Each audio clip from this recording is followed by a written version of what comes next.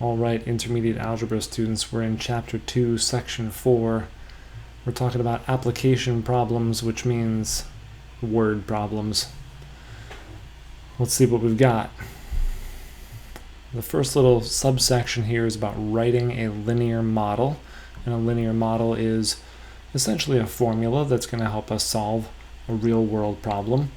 And here we find out that the cost for a rental car is $24.99 per day, plus a flat fee of $30 for insurance. And the flat fee simply means that you only have to pay the $30 once. But obviously the $24.99, you have to pay that for each day that you have the car. We're going to let y represent the total cost. So the total cost of renting the vehicle will be calculated by taking the cost per day and multiplying it by the number of days that we're renting the car, which is X. And don't forget to add the insurance fee of $30. You could write 30.00, but 30 will suffice. I always recommend getting the insurance, especially if it allows you to change the dates of your rental, which is a thing. Sometimes plans change and you need to change the dates of your rental. If you don't have that $30 worth of insurance, they might charge you $60 to change your rental. It's a numbers game. If you're in intermediate algebra, also, chances are you're too young to rent a car, so you don't have to worry about this. But one day. Right, so now let's use the equation to determine how much it would cost to rent the car for 1 week. 1 week is 7 days, so our total cost, $24.99, is going to get multiplied by 7, and we have to add the $30 for insurance, and that is equal to, and I am not going to do the mental math. I could, but I don't want to make a mistake on the arithmetic, so I'm going into my calculator and typing in the $24.99 times 7, and then I'm adding the $30 for a total rental fee of $204.93. Well, that's not so bad. And the second part of that question isn't so bad. But as the word problems get more complicated, sometimes that first step of designing your linear model can get pretty tricky. And that's why we practice. In the second problem, we're interpreting a linear model, and this one tells us that the amount of water in a leaky bucket is given by the linear equation y equals 113 minus 11x, and y is measured in ounces, and x is measured in minutes. And the first thing we want to know is the slope of this line. Now this equation is not written in slope-intercept form, but we certainly could write it in slope-intercept form. Y equals, we bring the negative 11x to the front, we keep the positive 113 positive, and there you are, negative 11x plus 113. And that makes it pretty easy for us to tell that the slope of this line is negative 11. Now that negative 11 doesn't have any units on it, but x has units on it, and x is measured in minutes. That's interesting. Okay, what does the slope represent? Here we go. Okay, so let's see, y is measured in ounces. So we have ounces equals, and then it's negative 11 somethings. Maybe the negative 11 has units on it and the units are invisible. So I'm going to leave a little space here to be able to put units in, and then we're multiplying that by x, which we said is measured in minutes.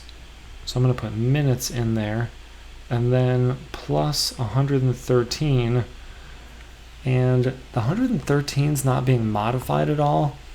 And if the left-hand side is measured in ounces, I think the right-hand side of our equation should end up being measured in ounces also. So my guess is that the 113 is a measurement in ounces. And now what we need to do is get this negative 11 potentially minutes to be measuring in ounces. So the negative 11 must have units on it. if it were a fraction and we put minutes in the denominator, that would cancel with these minutes in the numerator from the x, and well, then we would need to have ounces in here, so it looks like the -11 is measuring a number of ounces per minute, ounces over minutes.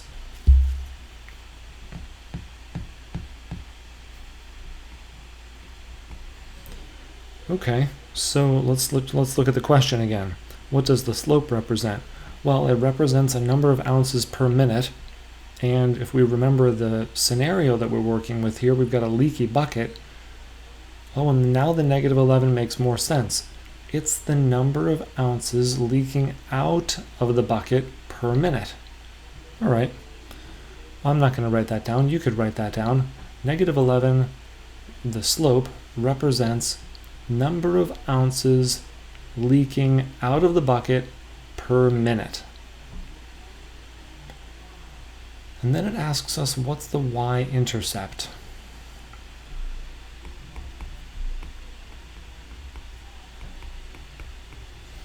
How do you find a y-intercept? I mean, yeah, this is in slope-intercept form, so all you have to do is point at it. That's one way to find the y-intercept.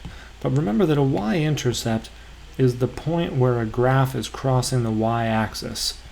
And one thing that I know about a y-intercept is that the x-coordinate is equal to 0. So, the x-coordinate's equal to 0. And if we interpret the linear model, and remember that x is measured in minutes, if we plug in 0 minutes for x, and we know that y is being measured in ounces, well, so the y-intercept is 113. That we knew, but it looks like it's measured in ounces, because if this term goes to 0, when we plug in a 0 for x, then we would end up with y equals 113. And we know that y is measured in ounces, and we already sort of talked about, we speculated that 113 was measured in ounces. That pretty much confirms it. So I would say that the y-intercept is 113, and as far as units are concerned, part D says how much water is in the bucket initially, and initially your time variable should be set to 0. And in fact, we just did that. We let x equal 0 and plugged it in order to find our y-intercept, and x represented 0 minutes. So initially, the amount of water in the bucket is 113 ounces. That's a pretty nice way to walk through and try to interpret a linear model. And the last question that I have for you as we practice with linear models is this one. Let's get the whole thing on screen. The line graph shows the average annual income for single mothers. Okay, let's just have a look at it. Our horizontal axis is measuring years, okay? And the vertical axis is measuring yearly income, so that's income per year on average for single mothers. And it's not being scaled at all, so we see the thousands are there. It's not just measured as 24 and 22 and 26 and so on. We actually have the thousands in there. That's nice. Okay. And then we're being given a couple of very specific values. In 1995, that was the average income for single mothers. In the year 2000, there's the average income for single mothers. I should probably update the data on this table and drop in a new table, since it's like 20 years behind. Wow. And part A then asks us to determine a linear equation that can be used to estimate the average yearly income for single mothers from 95 through the year 2000. And in order to do that, we're going to need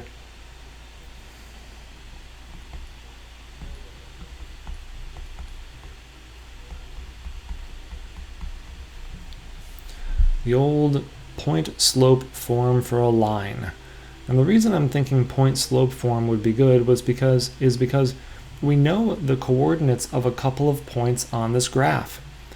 1995, 24,269, for example, is a point on our graph.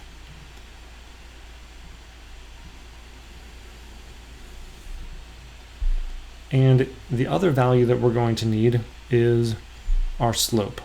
And we can find the slope by using our slope formula. M equals y2 minus y1 over x2 minus x1. And I'm going to use this this point that's at the top right. I'm going to have that be point number 2. And this point near the 24,000 mark is going to be point number 1. That way I don't get mixed up as I'm entering my values into my slope formula here. Just make this a little bigger. Great. So my y2 value is 28,000, excuse me, 148 minus my y1 value is 24,269. In the x direction, my second x value there was 2,000. And my earlier time value was 1995.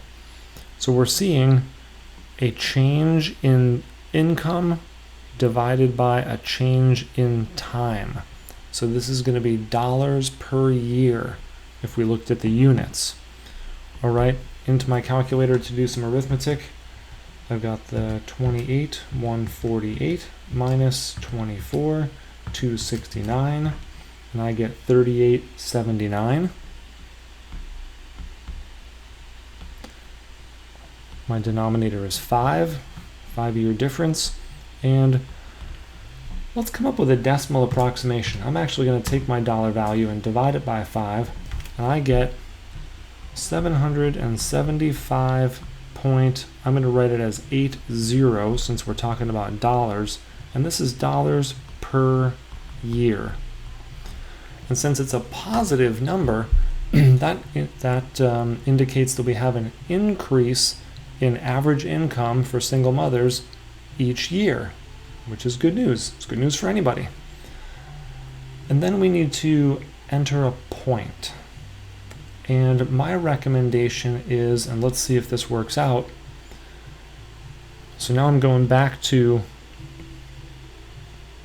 point slope form. And instead of using coordinates like 1995, 24,269, I'm going to use 0 as my initial x coordinate. And I'm doing that because that's where the information on this graph starts. So I'm going to use a starting time value or x value of 0.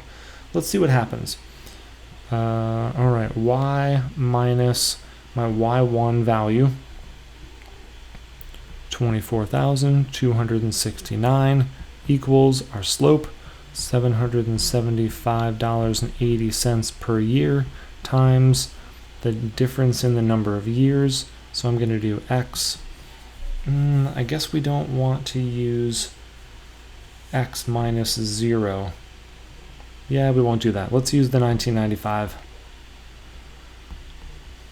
Sometimes you see a word problem where it says, let x represent the number of years after 1970. So the year 1970 correlates to an x value of 0. But we're not going to use that approach here. Let's keep going with the actual year. And this is one way that you could present this formula. The next thing I think I would probably do would be to add 24,269 to both sides of my equation, and I would probably distribute this multiplication by $775.80. So let's do that and see what we get for a y equals equation. Y equals 775.80 times x, and then we have to subtract the 775.80 times the year 1995. That's why I didn't really want to have to use 1995. Using a 0 would have been much nicer. So that gives us minus a ridiculously large number, to which I'm going to add the 24,269 right away, and that's not going to be good. Oh, I guess when the x value goes in as an actual year, it'll be okay. So when I add the 24,269, I get 1571990. Yikes. This is being measured in dollars, remember now. It's a lot of dollars. Let's see if this really works. I'm going to plug in the year 2000 just to see if it actually worked before I go and use it for the year, well, let's see, in 1996. Okay, we could look at the graph and get a feel for whether or not it's pretty close. It looks like it should be pretty close to $25,000. All right, let's plug it in. So I'm in my calculator, and, well, let's write down what we're actually going to do. I'm going to say y equals 775.80 times our x value, which is our year, which is 1996, minus whatever this ridiculous number is, 1,571,990. Okay, let's do some arithmetic. I've got 70, let's clear this, 775.80 times 1996 equals, so this number is in the millions again, and that's a 7-digit number. Even a pretty cheap 4-function calculator should be able to handle a number in the millions. So if you're only allowed to use a 4-function calculator, it should be okay. And then I'm hitting minus 1571990 equals, and I got a negative number, which either means I typed something in wrong or our equation is no good. Let's try typing it in one more time. 775.80 times 1996 equals, I'll write it down this time, 1548496.8, and then we're going to subtract this other large number, if I can remember how to write. Alright, minus 1571990 equals, and I still got a negative number.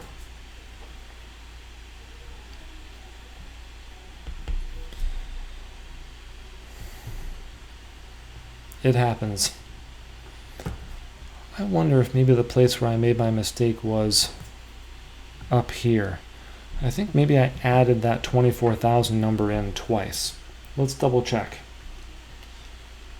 77.5.8 times 1995 equals, right, plus 24,269 equals, nope, that's the correct number.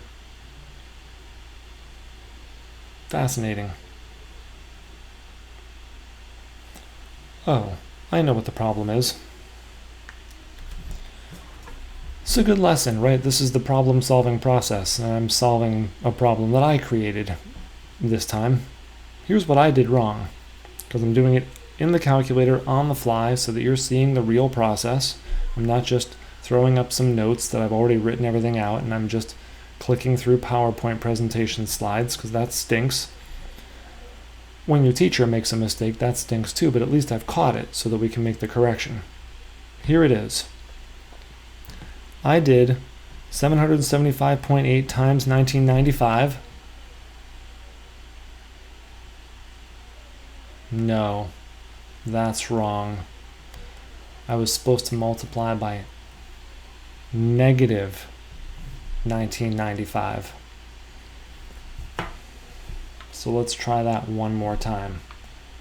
775.8 times negative 1995 equals negative 1,547,721, to which we will add, so now I've got a negative number plus the 24,000 number, 24,269 equals, all right, that gives us a different number here. So I'm going to erase this number and replace it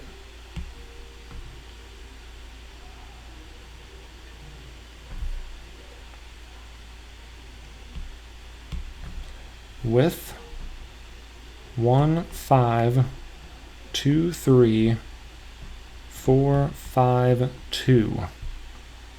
So you can see that that's different than the number we were using previously. So let's go in and change that number.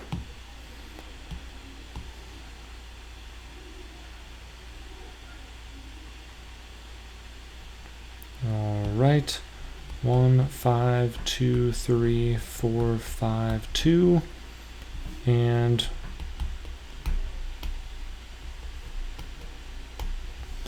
now let's try this last subtraction problem that's at the bottom of our screen one more time.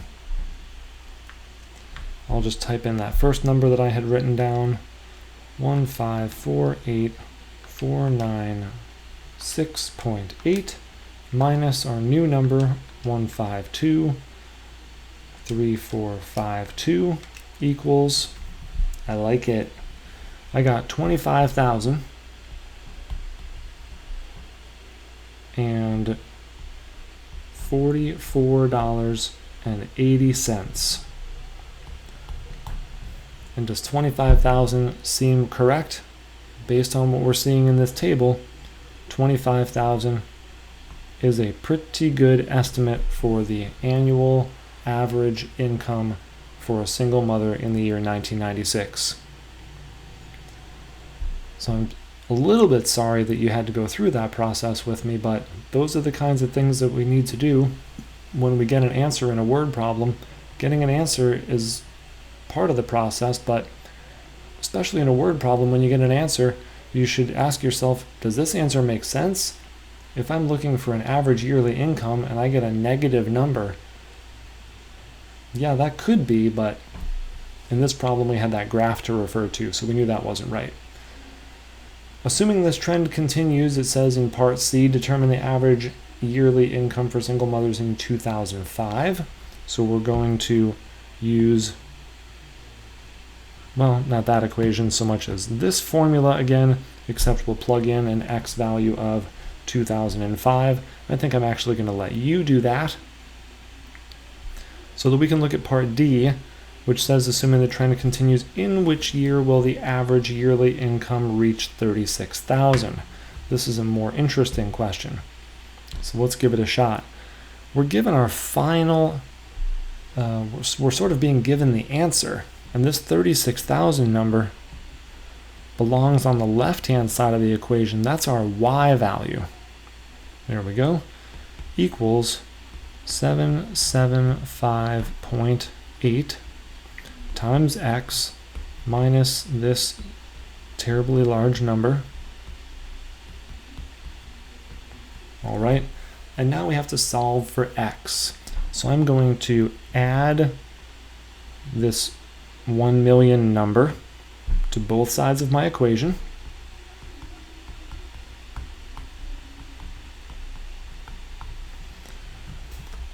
And I wish that number were still in my calculator, but it's not. Okay, so I've got 36,000 plus 1523452 equals, leave that number on your calculator screen and write it down on the left-hand side of your equation, 1559452 equals, and then we still have the $775.80 times the number of years, or times, not times the number of years, times the year.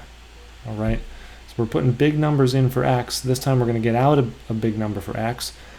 To isolate x, we're going to divide now both sides of our equation by 775.8.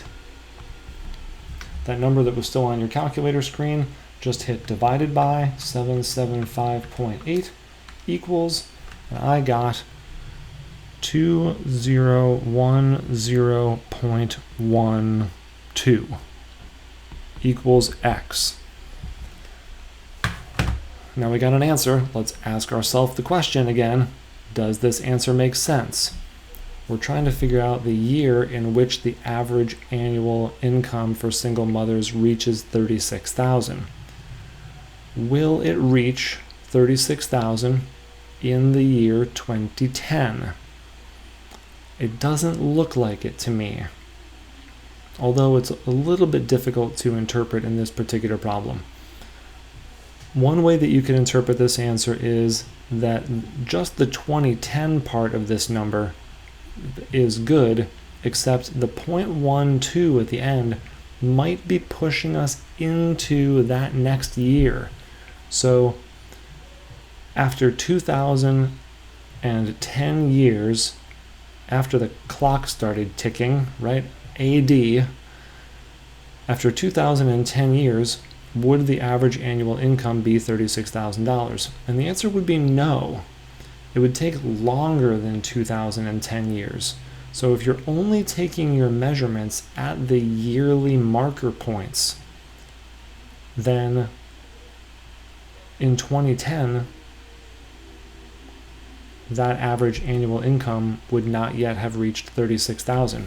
In fact, if you took 2010 and you plugged it into, if you took just the 2010 part and you plugged it into this formula for as your x value, your y value will not have yet reached 36,000. It'll come up just a little bit short. Figure you have to wait until the end of the year in order to know what the average annual income is anyway. So if we've waited right until the end of 2010, your average income won't have hit 36,000 yet. You'll have to trickle into that next year. So it won't be until the end of 2011 that the average annual or yearly income for single mothers will have reached and surpassed by then the $36,000 mark. So my guess is if this were a question you were being asked as an online homework assignment, when you typed in your answer, I would be willing to bet that the year 2011 is actually the correct answer.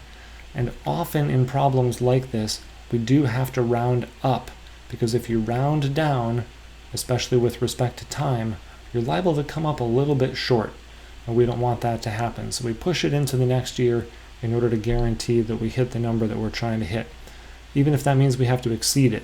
Better to exceed than to come up a little bit short. Continue doing practice problems. I hope that this gives you a good start on your homework, and remember, there are a million different kinds of word problems out there. So take some of the strategies that we used in these few word problems, look at some additional examples, keep amassing that body of strategies and patterns that we see in these problems, and do your best. Better to exceed than to come up a little bit short. Thanks so much. See you next time.